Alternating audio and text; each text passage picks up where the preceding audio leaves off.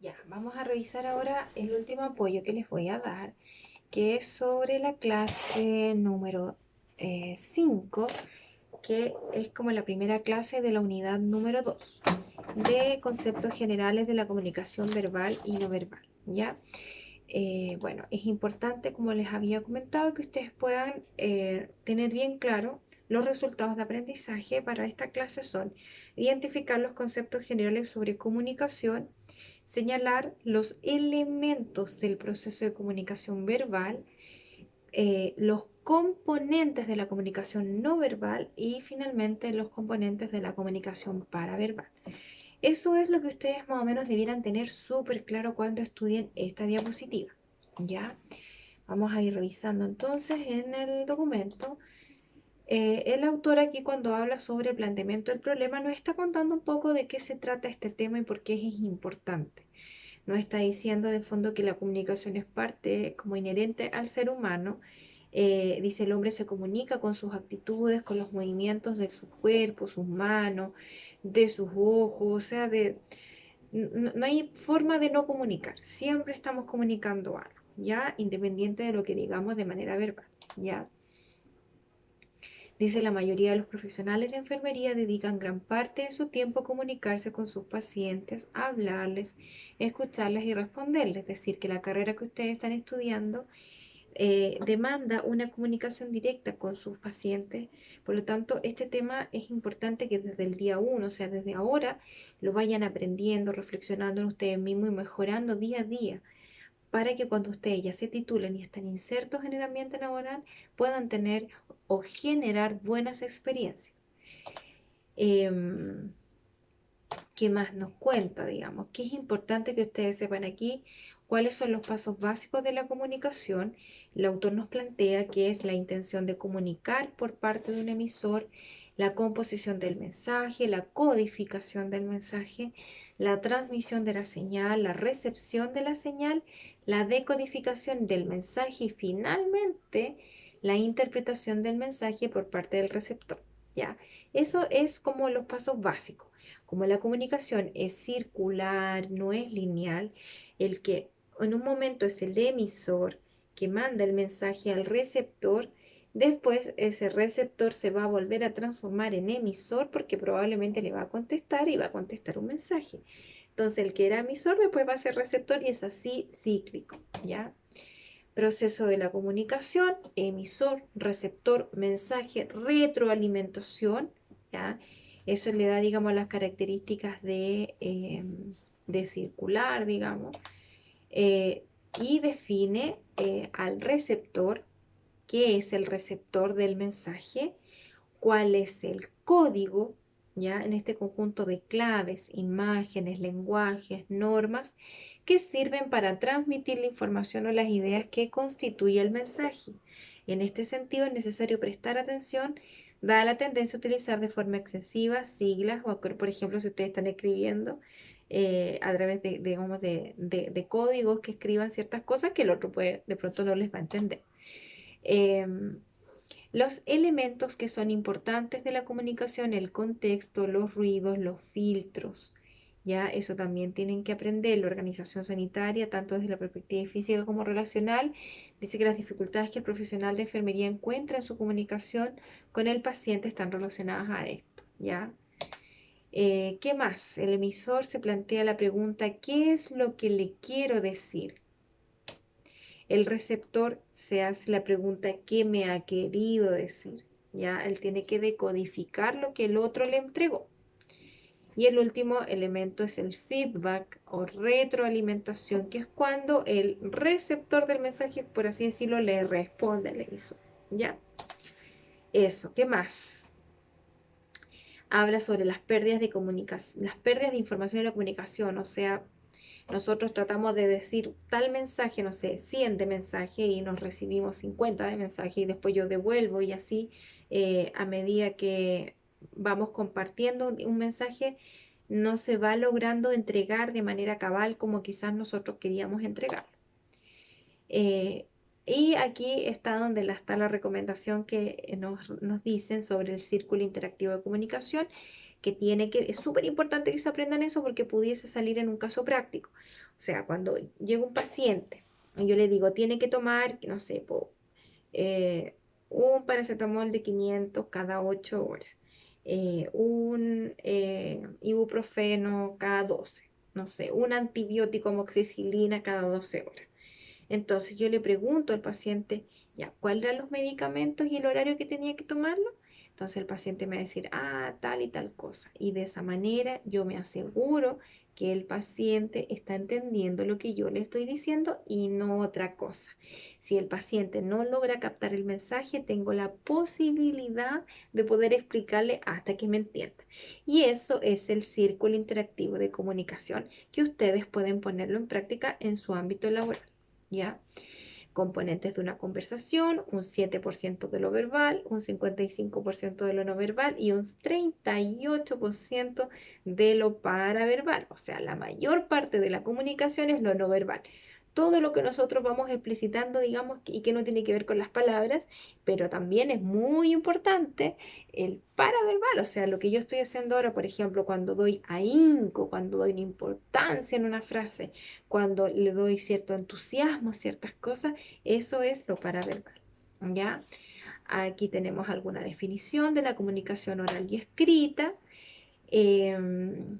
que es la comunicación no verbal, que ya lo conversamos bastante, digamos, muchas veces no es tan importante qué es lo que decimos, sino cómo lo decimos.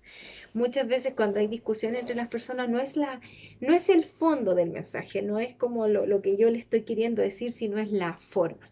Eso es importante para nosotros. Ya tiene una importante carga emocional la manera en cómo nosotros vamos expresando las cosas. ¿Ya? Y dice que además la conducta es relativamente difícil de controlar, por lo tanto implica un desafío personal el estar atento no solamente a lo que estamos conversando, sino también a cómo lo estamos diciendo, porque eso transmite también un mensaje al interlocutor y puede que interfiera de pronto en nuestro trabajo si hablamos con un paciente de tal y tal forma, digamos, si utilizamos un lenguaje no verbal agresivo, impositivo, avasallador, no va a tener quizás una buena recepción. ¿Ya? Y por eso es importante que sepan reconocerlo en ustedes mismos. Bien, habla sobre la comunicación no verbal, porque nos proporciona información. eh, Dice que tan importante como la comunicación no verbal del paciente es la comunicación no verbal del profesional de enfermería, o sea, ustedes, lo que ustedes le puedan transmitir a través de todos los códigos y formas a sus pacientes que tiene que ver con estar tranquilo, con darle calma, una especie de contención y en el fondo a fin de que siga, digamos, las instrucciones que ustedes le están dando, ese es el objetivo. Dice la comunicación no verbal es especialmente poderosa para transmitir emociones y al ser menos controlable transmite nuestros verdaderos sentimientos aun cuando deseemos esconderlos. O sea, es importante tener como un autoconocimiento y una autorregulación de nuestras propias emociones porque, por ejemplo, si no sé, pues, tuvimos en la casa un tremendo problema y llegamos a trabajar con la cara de 3 metros, no nos va a ir bien con nuestro compañero, no nos va a ir bien con nuestros pacientes y el trabajo no lo vamos a poder hacer de buena manera, ¿ya? Más allá de que de pronto no hayamos dicho nada que sea relevante. Comunicación no verbal, los principales componentes que están, digamos, dentro de las cosas que ustedes deberían saber de esta unidad: expresión facial, mirada, sonrisa, orientación y postura, contacto físico, gestos, apariencia física, movimientos nerviosos, como, no sé, ciertos tics, realmente cuando está nervioso empieza así a mover la patita, mueve mucho la mano, o mueve mucho el lápiz, hay que controlar eso, digamos, para no transmitir nerviosismo. Componentes de lo paraverbal: volumen de la voz, tono de la voz, la velocidad, la fluidez y la claridad, tiempo de habla, pausas y silencios, latencia de respuesta. ¿Ya? Importante. Y luego vimos videos que yo les compartí también para que pudiesen entender un poco más, porque esto es bastante técnico, es una propuesta sobre la teoría de la comunicación de Paul Watzlawick. Todos los psicólogos hablan sobre esto, porque en el fondo tiene que ver con cierta, a ver, el autor plantea ciertas como reglas de la comunicación, ya son teorías de la comunicación, pero que nos permiten comprender ciertas cosas. Estos son axiomas, ¿ya? que son verdades incuestionables, universalmente válidas y evidentes y son para todos, por así decirlo ya. Más que la cultura pareciera ser que fuese para el ser humano, digamos. Es imposible no comunicar, es lo que yo le había dicho. Es imposible, o sea, de alguna u otra forma siempre vamos a estar transmitiendo un mensaje, ya sea de manera verbal o a través de nuestros gestos, de nuestra mirada, de cómo estemos, digamos, eso. Siempre vamos a estar comunicando algo sobre nosotros mismos. Después, otro axioma. Toda comunicación tiene un nivel de contenido y uno relacional. O sea, eh, dice, la comunicación, digamos, en contenido referencial es el contenido del mensaje y el aspecto conativo se refiere cómo responde, por ejemplo, a la pregunta, entenderse la relación que existe entre los comunicantes. Entonces, la comunicación no solo transmite información, sino al mismo tiempo impone una conducta que tiene que ver en el fondo con que estamos diciendo algo en contenido y además estamos diciendo algo relacional. Por ejemplo, yo te puedo decir me cae súper bien, pero en realidad eso tiene que ver como con el contenido, lo referencial, pero lo conativo o lo relacional está diciendo que no es así, que la persona a mí no me cae bien, ¿ya? Entonces, están esos dos niveles de análisis de la comunicación. La puntuación de la secuencia de los hechos. Esta característica básica de la comunicación se refiere al intercambio de mensajes entre comunicantes y las pausas que se producen en ella. María explica su problema de alcoholismo como una defensa contra las constantes ausencias de su marido que experimenta como abandono. Pablo responde a esa situación cuando María da un espacio para responder. O sea, tenemos una danza, digamos, comunicacional a través de ciertos espacios y tiempos de pausa verbal. 4. Comunicación digital y análoga, también lo habíamos conversado, lo análogo tiene todo que ver con lo no verbal, ya todo lo que tiene que ver con los movimientos que van acompañando nuestra comunicación, la inflexión de la voz, los ritmos. Y lo digital es el habla, el lenguaje, la palabra, para nosotros es el lenguaje español, para los norteamericanos será otro, etc. ¿Ya? Y el axioma número 5, las interacciones simétricas y complementarias.